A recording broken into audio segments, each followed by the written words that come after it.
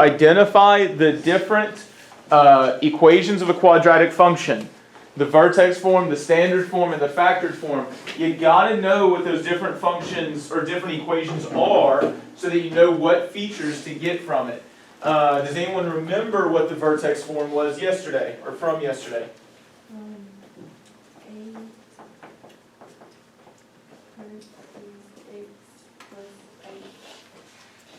So what did it start off with again? A. Parentheses. X minus 8 to the second Plus K. Alright? Oh, So- you asked me another question, because somebody answered. Say it louder. Because somebody answered and I didn't answer. Okay, well, I mean, this is the only question we have right We're all now. looking at the same So, screen. we got to know the vertex form, okay? Okay, here you go, Jaden, or Jada, not Jaden. Jada, what feature should we probably look for in vertex form? Okay, so what do you think the H and the K might be related to? Oh, vertex form, we're looking at the vertex, right? So, math, again, is not designed to be tricky. It's designed to, honestly and plainly tell us what we're looking for a lot of times. But we want to use the different equations of a quadratic function to identify features of that function even without a graph, right? So we are using the graphs to see how this equation connects to the graph so we can base information off of that. All right? So we should already have our laptops. We should be logged in. Let me go to Desmos real quick. That is for third block, not for y'all. Nope, that's not the one I want.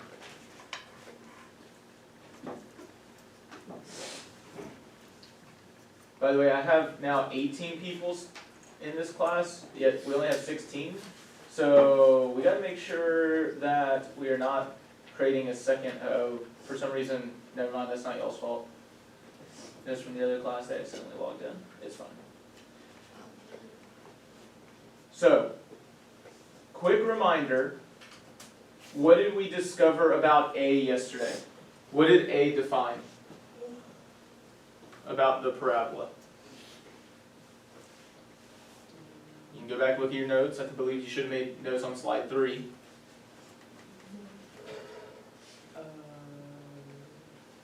When A is positive, concave up. When A is negative, concave down. So like the point on the line. Okay, so right, the parabola is concave upward when the value is when A is positive, and when it's negative, it's concave down. When the value is between -1 and 1, the parabola is wider. So when it's greater than 1 or less than -1, the parabola is what? Thinner, right? And so do notice here, like when the value of A is positive, the parabola is a skinnier U shape. So what is that U shape called? Parabola, right? So it's just a parabola.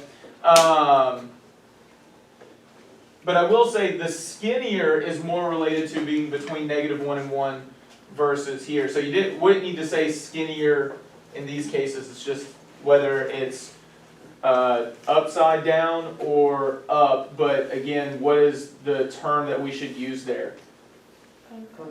Concave or concavity. Well, what did we? So it's not a verb, but it is What did concave. you want us to do? Because on the second question, it was like, if it's between these two, what do we notice? And it was that it was thinner. The parabola, so, but my point, that comes in here. They're talking about it when A is positive, it's skinnier. Oh. When A is negative, it's skinnier, right? It's more here, this is a great way to say it, the parabola is wider when it is between 1 and -1, and the parabola is thinner when it Yeah, I is think they just swapped them. over 1 or less than -1, so greater than 1, less than -1.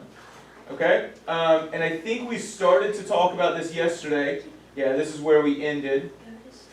So when H is positive, the vertex is on the right side of the y-axis. When it's negative, the vertex is on the left side. So if we're talking about left versus right, what does H do to the function? It moves it in which direction? Okay, what is that called, left versus right? Come on, think about this. Yeah, it's the x direction, but this versus this. Vertical and horizontal. Vertical and horizontal, right? And it's kind of nice. What's horizontal is literally which letter? H. That's something to notice there, right? The H is my horizontal. direction, so K is my vertical direction. And so we should already have notes about that. Some of us I see still have a blank thing there, and so instead of just sitting there, we should probably be typing some information out. We're seeing this very clearly. I know, I'm just trying to see what to write on this part. I'm not referring to you. Oh, okay, I thought you were looking at one. I'm referring to others who are just sitting there not doing anything. Well, I'm not. So notice when I pick H, and I move that H around, that parabola is moving in which direction? Right or left? Which is called the horizontal. And when I change my K value, it is moving up and down, so that would be in which direction? Vertical. So you should make those notes. If you don't have that, you should write that, type that out later, because I will remind you, I said this yesterday, and I'm going to reemphasize it today. Notice how you logged in. Did you have to re-put in this code? No. No.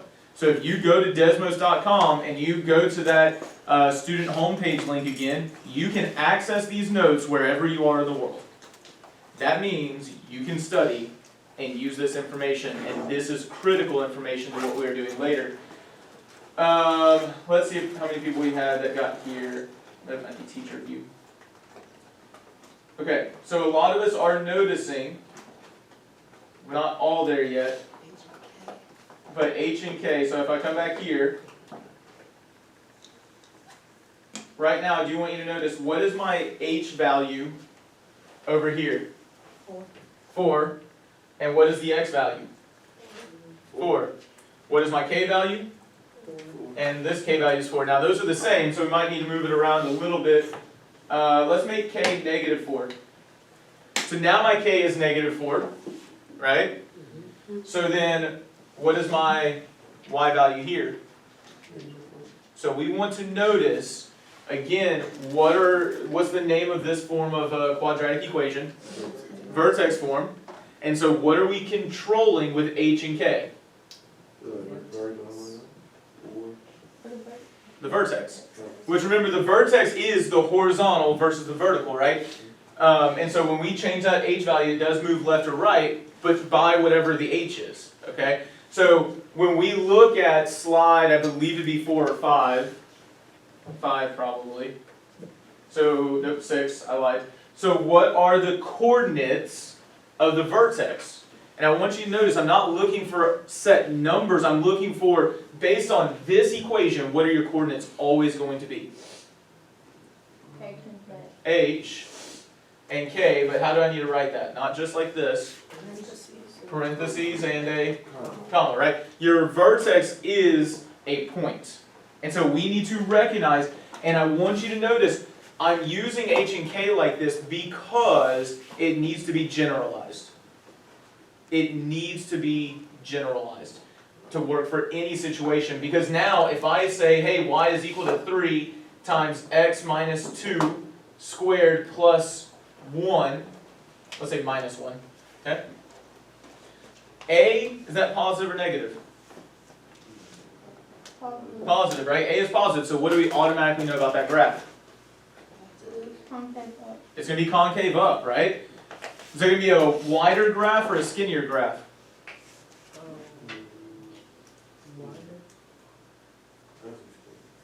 Okay, why? You're just saying things. Do we have a reason? The reason will be is why, like, saying you're gonna have H, like, C. So it's gonna be one up.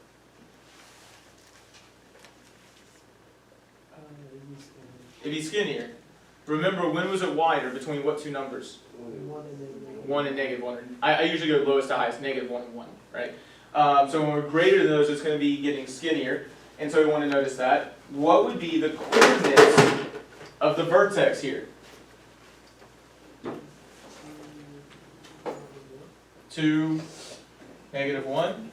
So that's what DJ thinks. KJ, what do you think about the vertex being 2, -1 here? Does the 2 have to be positive, or does that? We're going to talk about that in a second. What do you think, KJ?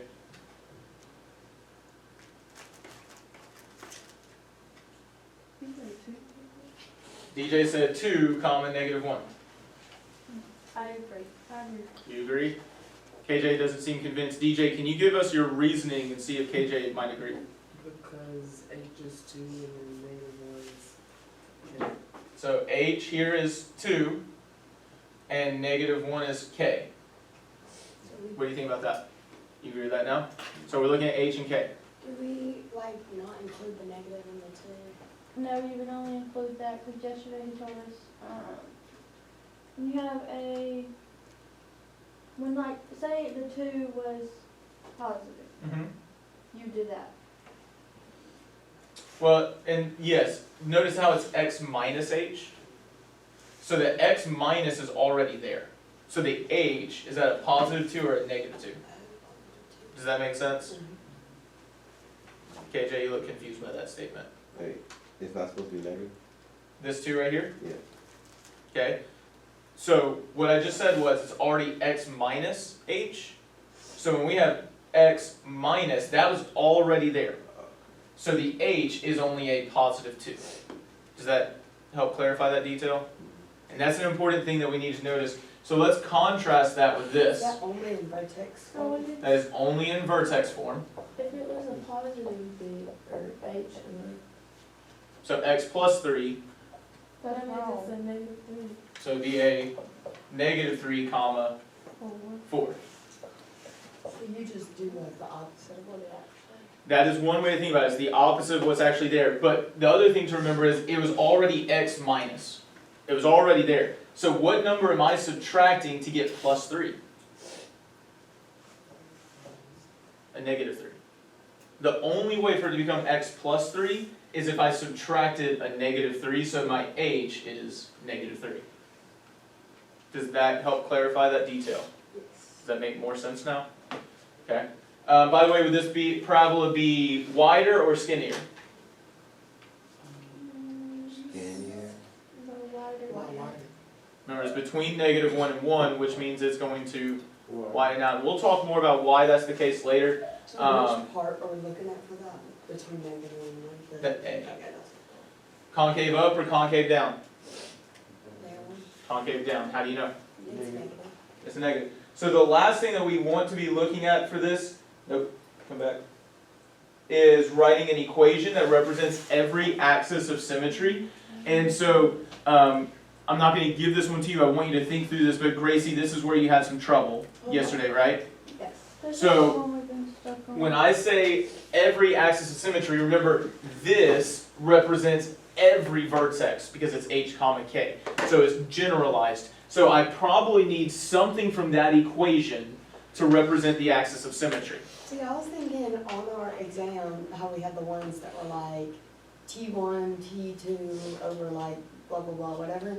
And I was saying that since they were all letters, did you need us to try to do that where like if H and K is the answer, then would we put a line and divide H and K and try to get to the other side and then try to get Y to the other side and do all that? Or no? So when I look here, right, this is a parabola, where would the axis of symmetry be? This is a detail we haven't looked at very much. The black side? So this is the axis of symmetry, just that point? No, I guess all three of them, maybe? I don't know. Does anyone remember so think about the fact that it is symmetry. What would first off, an axis is also known as a line. Where would I have a line of symmetry here? The middle line. The middle, so it's what kind of direction? Vertical, right? We want to recognize that it's vertical. There's my axis of symmetry. Does anyone know what the equation might be for this axis of symmetry? 0, 0. 0, 0? Well, for that one right there. For this vertex right here, I feel like it depends. Is it just four? it's something with a 4. Where'd you get that 4 from? It's on like on the x-axis. Okay, so I do want to point out, this axis of symmetry is going through this point, right? What is that coordinate point? 4, comma, there's a y value too, 0. What about this point right here? What is that point? 4, comma, 5. What about this point? 8. What about this point? So when you write an equation, remember that equation needs to represent every single point that makes that equation true. What do all of these points have in common?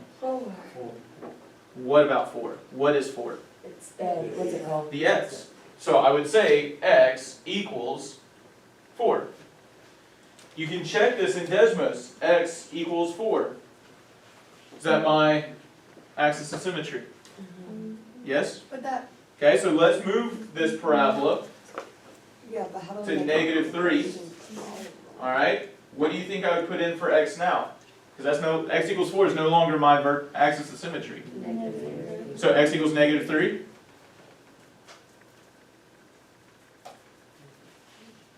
So I want you to talk within your groups for 60 seconds. I want you to talk about how you are figuring out what that axis of symmetry is.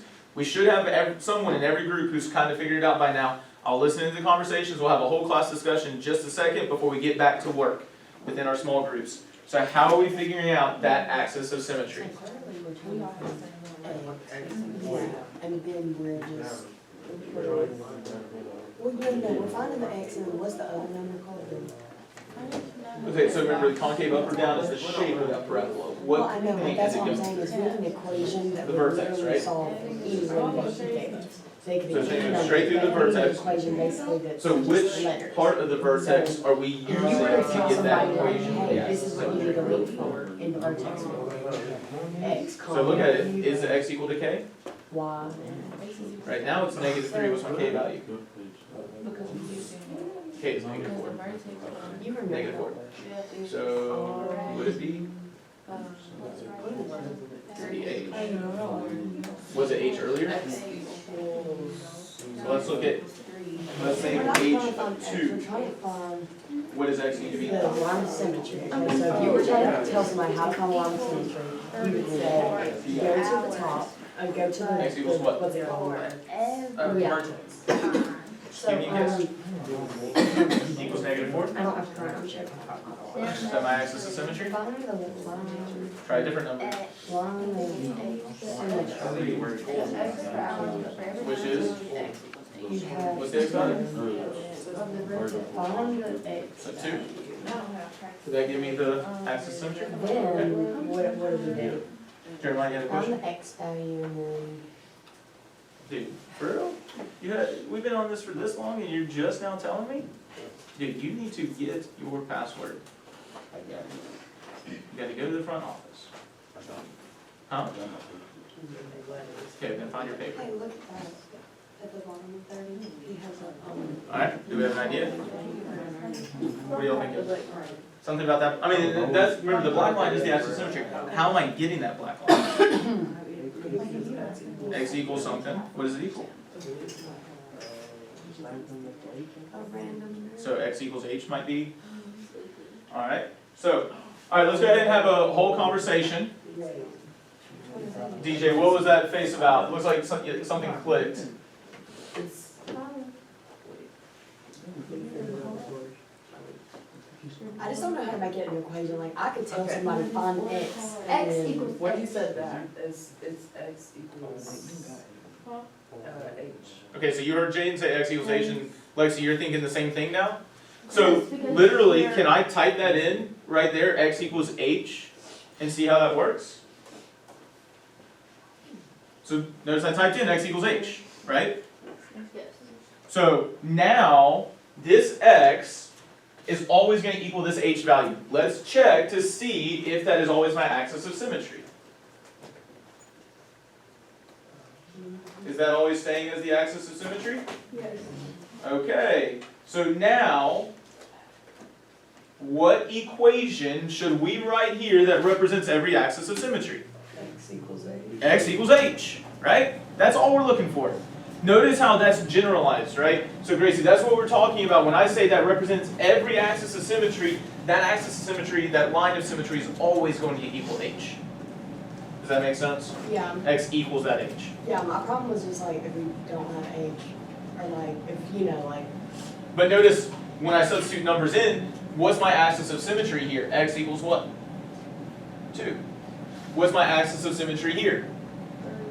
Close. negative 30. Negative 3. That's it, right? Once I know that it's my h value, now I know it for any equation. So go ahead and move to slide 8. Let's try to take about 10 minutes, no more than 10 minutes, to figure all these things out. If you finish this, move on